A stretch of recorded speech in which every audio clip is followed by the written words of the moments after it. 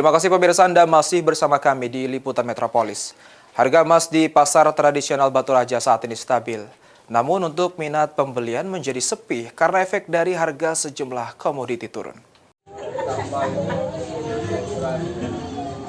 Harga emas di pasar tradisional Batu Raja dinilai stabil. Sejak beberapa bulan terakhir, emas 24 seharga 10 juta per suku. Salah satu pemilik toko emas di Batu Raja mengatakan harga emas yang dijual saat ini dinilai stabil. Meski harga emas stabil, namun minat beli masyarakat bisa dikatakan sepi, namun minat jual cukup tinggi. Lantaran sejumlah komoditi turun seperti karet, jagung, dan kopi yang sebelumnya di harga Rp75.000 per kilogram, kini Rp69.000 per kilogramnya. Berapakah harga sekarang? 10 dia. Harga beli? Iya, harga beli.